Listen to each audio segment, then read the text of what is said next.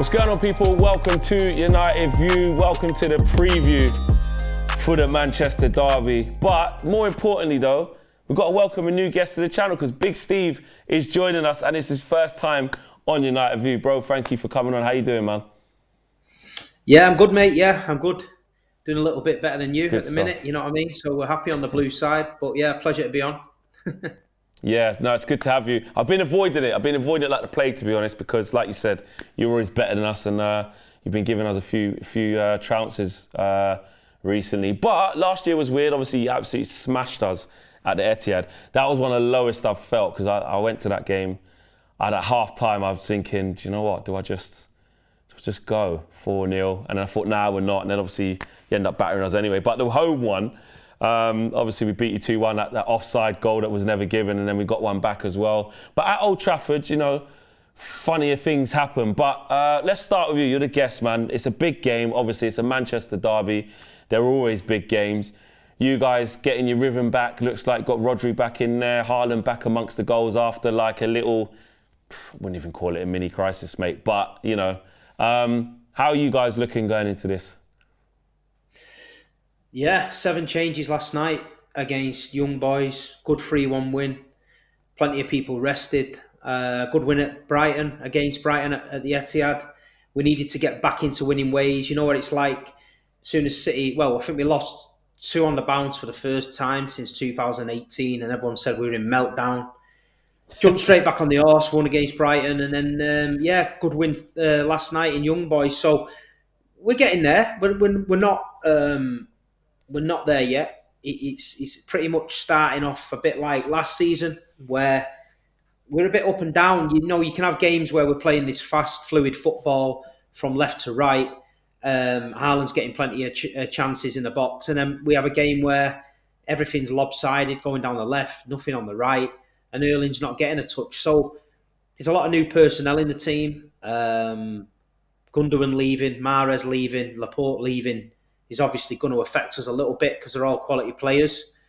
The new additions, Jeremy Doku, Kovacic and Guardiola have come in, Nunes as well. So it's just about picking up the results and getting that rhythm back and getting them used to what Pep demands in this team. So yeah, we're not at the races 100% yet, but we're looking good and we're confident going into the game. Yeah, you're definitely confident going into it. I mean, obviously, a lot of people here on United View watch the Big Six. Who doesn't watch the Big Six? So I know you'll be well aware of our problems, our issues. I know Saeed would always do his best to back us, but he sees it as well. And look, I'm not going to lie, we're in bad nick, mate. We're in bad shape. We're boring. We're not on the front foot. We're not controlling games. We're nicking games. Yes, there's some last-minute heroics that make you feel good in the moment, but as we all know, those things aren't sustainable. So we've got a problem in midfield at the minute because Erik ten Hag doesn't know his best midfield. Even most fans, it's kind of like, who do you pick? The better players or the players who are better on the ball aren't playing. We're going through a physicality and things like that and strength. That's not really working. Erik ten Hag's got to make changes at half-time a lot because it ain't right. And if he gets, in my opinion, if he gets this midfield wrong, curtains. Like, that's just to give us a chance of being able to win this game. But, you know, he's going with McTominay as like the furthest midfielder forward because he scored a couple of goals. That ain't worked. Eriksen's got to play because he's good on the ball, but he needs protection because legs-wise, he can't really get about the pitch like that. The balance has just got to be right. Mason Mount ain't been playing, and for me, I know he hasn't kick-started his career at Man United yet through injury and a bit of bad form with the whole team, but I want to see him playing against someone like City. We're going to need his legs. We're going to need him to get about the pitch. He's good on the ball as well. But having said all that, and I know that's it's negative from a Man United perspective because that's where we're at. We're shit at the minute. We are. But it's a derby, you know, and anything can happen. If I was to say, obviously, you lot are favourites, I accept that. Weaknesses, you know, like you said, if Haaland doesn't get much touches, can you what would you say are the weaknesses right now in City's game? I don't know. I mean, I think the weaknesses are brought on by our own selections. I think Kyle Walker is a fantastic player, and is great to have around the team. Brilliant. But it was no coincidence that when he dropped Kyle Walker last season, we went on and won the league and won the treble. He wasn't playing. You know what I mean? Real Madrid against Vinicius, great. Home game against somebody, play Kyle Walker. Plenty of energy up the line, passes backwards, passes sideways, passes backwards, passes sideways. Everything gets sprayed over to the left, double up on the person on the left. Can't get the cross in, always doubled up. So it's lopsidedness with him. I think he will play Walker. But in my opinion, he'll play Walker because of Rashford's pace. But in my opinion, he just needs somebody in front of him like Jeremy Doku. Like last night, we've seen him on the right, and say to Kyle, look, your job is just get the ball to the halfway line, give it the winger, let him do it. You don't have to overlap him. You don't have to get caught in no man's land. Just stay where you are. We need you to defend.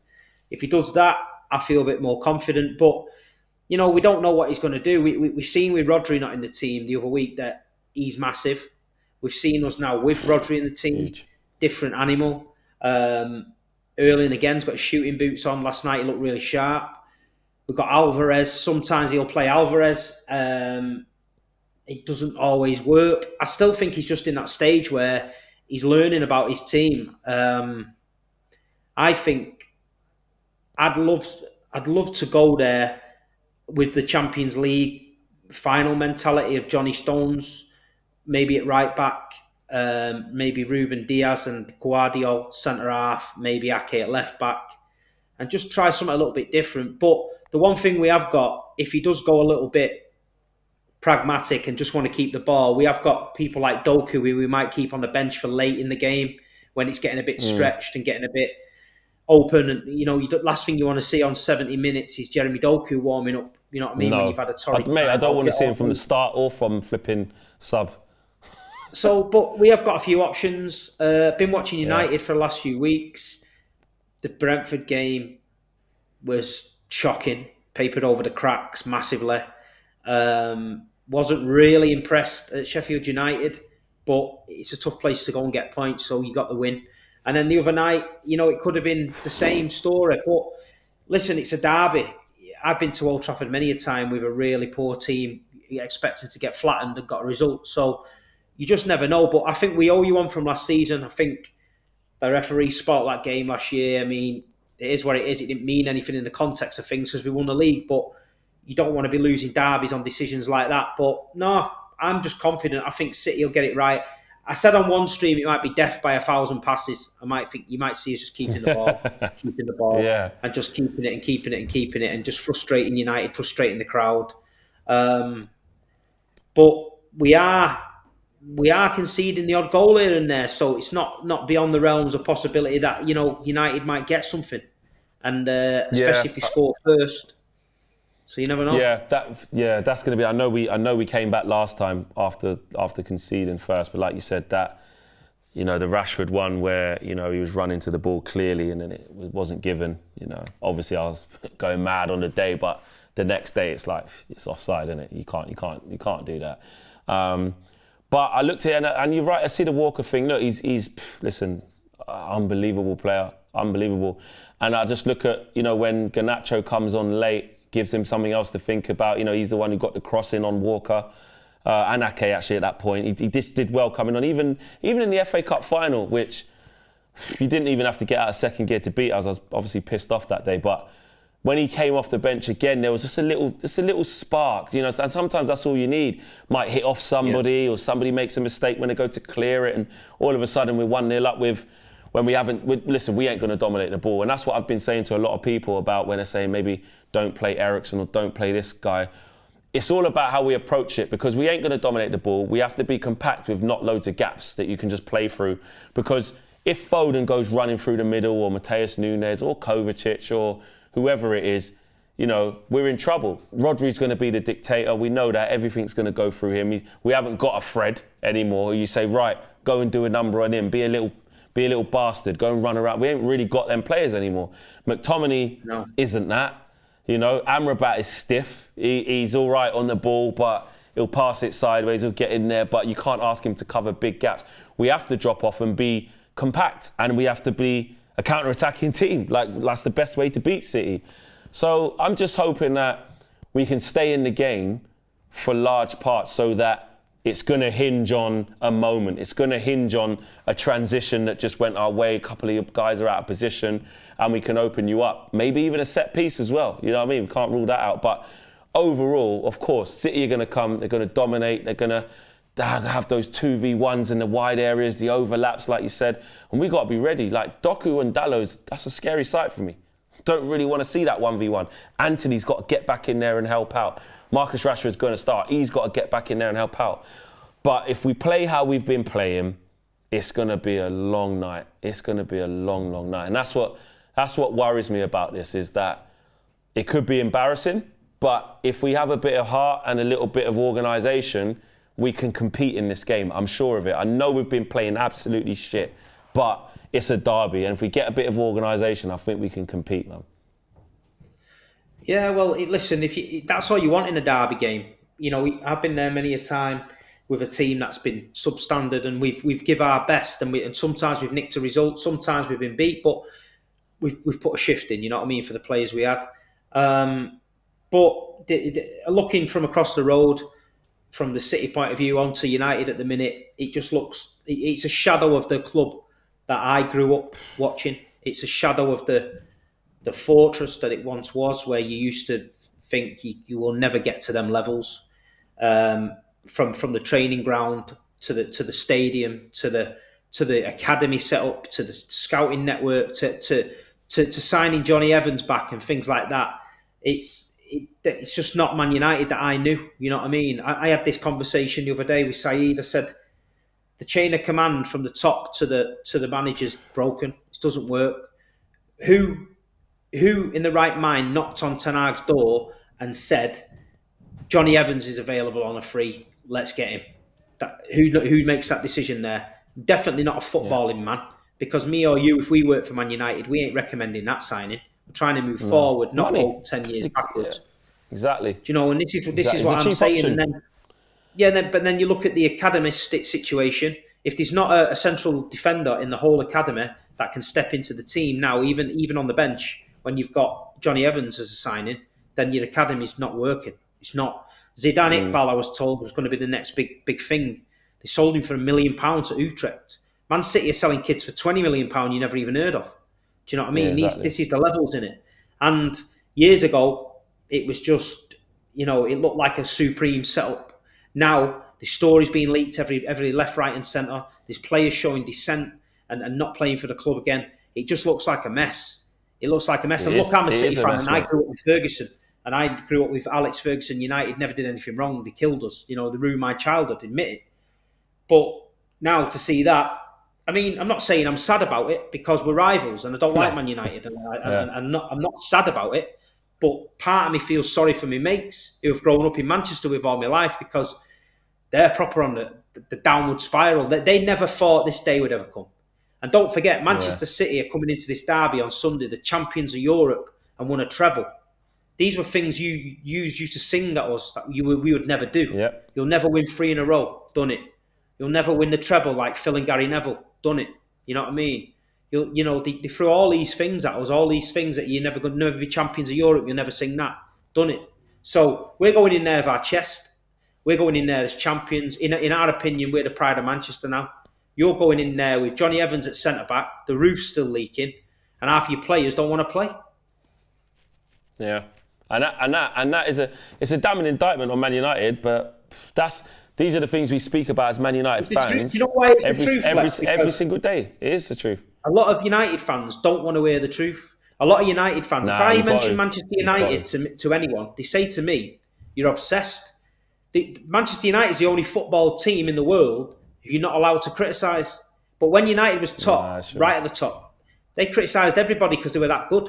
And so they deserve it. And I believe people like Ronaldo, who came out, and Ibrahimovic, who called things out, the Glazers papered over the cracks. As soon as Ronaldo called out the fact that the jacuzzi was shit, the training standards were shit and all that, when he left, the next day the Glazers put a statement out saying they were looking at avenues to sell the club.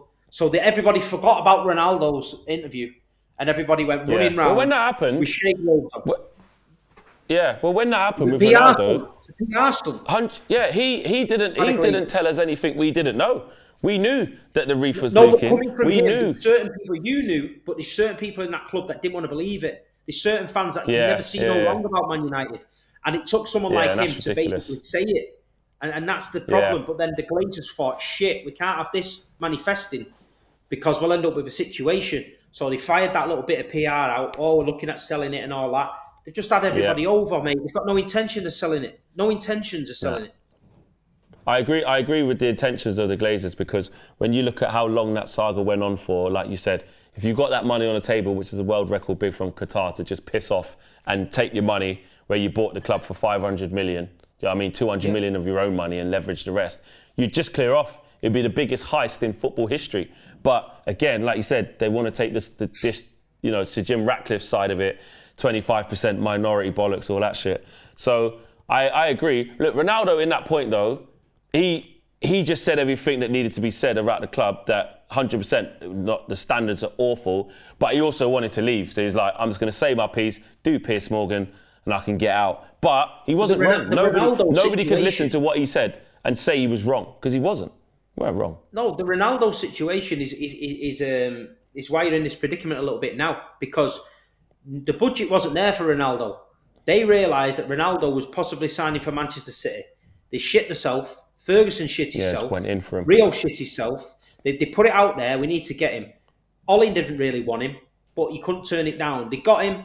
They made some money on shirts, etc., but they paid him massive wages. Now you've got to go out there and sign Amrabat on loan, Reguilon on loan, because there's no money there, because of the budget's been blown, and now that they're struggling. There's no planning. There's no forward planning. No. Man City are 2 or 3 transfer windows ahead in every moment, identifying players who could possibly come in when players' legs are going. You'll still have Casemiro next season. Casemiro, the drop-off from last season to this season is noticeable. Yeah, mate, he might go Saudi at the end of this year, mate. It might be in Saudi by the end of this year. Saudi Arabia has been the saving grace of many a Premier League club, because they've dropped bollocks. They've had players rotting in reserve teams or having to play them. Saudi Arabia's come along with big money and sweeps it. Liverpool, Fabinho, legs are gone. Jordan Henderson, big money. If United can offload Casemiro, etc., to Saudi next season and rebuild, they need to. If Liverpool can get 200 million for Mo Salah, they need to take it. Yeah, exactly. But United, United transfer issues are beyond it. You know, Amrabat's not a Man United player for me. Reguilon's not a Man United player. Johnny Evans, back in the day, emergency loan. That is, he shouldn't even been there yet. No chance. That's what I mean. But some people are saying they're the saviours of Man United, and we got Amrabat when he's in midfield with Casemiro. We're going to do this. No. I mean, I don't know what Sai's been saying on the Big Six. I might have to tune in more often, mate. If he's saying that. Yeah, Sai needs calming down for sure, because I mean, look, I've questioned a lot of these Ten Hag signings as well. You know, we're not better. We're not better. Injuries, yeah, I get it, but essentially the individuals that we've brought in, we're still looking at to say Mason Mount. How much better are we? Tell me what's Mason Mount bring to the table? Is he going to make Man United better? Yeah, because he's not good enough. Chelsea didn't put up a fight to let him leave. They weren't bothered. They got the money, let him go. They went and signed Cole Palmer for 45 million. That's ridiculous. Do you know what though? I actually do think Mason Mount is a good player. I think with the right players around him, which obviously Man United is not doing right now, I think he can be a good player for us. I mean, I'm looking at our big players already. People like Bruno, people like Rashford. But doing nothing, mate. Doing absolutely nothing. And then you've got the supporting cast around that. Anthony, big money, you know, doing nothing. When are they going to get on this? When are they going to get on Højlund's case? Because Højlund was signed to score goals. He's not scored one yet in the Premier League. This will be 7 if he doesn't score on Sunday. Yeah. Haaland went 3 games. I'm all right with that. He didn't score a goal. He went 3 games. He's still top scorer, getting bare shit off everyone. Absolutely. But bro, that's one thing that Manchester City you've got to remember is though, when you're at the top, bro, they're going to come for you. They're going to come for you. Like you said, people said you got a crisis just because you lost first 2 games back to back since the first time since 2018. When you're at the top and people are jealous That's the truth. That's the truth. Yeah. When people are jealous of the team that just wins all the time, you nitpick, you look for little things. You know, Arsenal fans were giving it, you know, who's Haaland? Look, Saliba's put him on his arse. He ain't had a kick against us. So now Arsenal are the best team in the world. Now Arsenal are going to win the league. Like, it happens because I can say this as a Man United fan. I've been at the top for years where you say you've ruined people's childhoods. I speak to ex-pros even now who admitted to me, say, fuck it, they've ruined my career.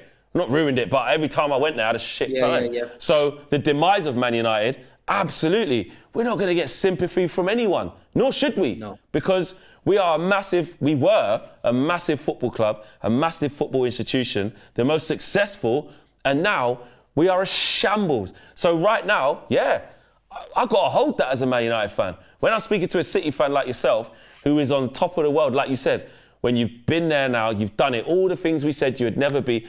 Mate, when I last went to the Etihad last year, right, and I was walking into the derby, I walked across the bridge here. I went, what's this here on the left? I said, this looks like an arena. What's this?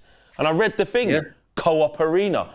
I said, forget it. They're gone. I said, they're gone. I said, you know, when you now go to Manchester as a tourist, it isn't you've got to get over to the Theatre of Dreams and go and watch that. It's going to be you've got to watch Ed Sheeran on a Saturday night in the flipping Co-op Arena or the AJ fight or whatever. And then on Sunday, you go and watch Man City. That's what it is. That's what it is. They're building a hotel there next to that stadium. City own a percentage of that concert stadium now. It's over there is a different planet. Like I say, the hotels, the new capacity, all the restaurants, everything they're building over there. They didn't long build that City Square. They've had it probably 8-9 years. They took it down now. Demolished it. They're doing it again.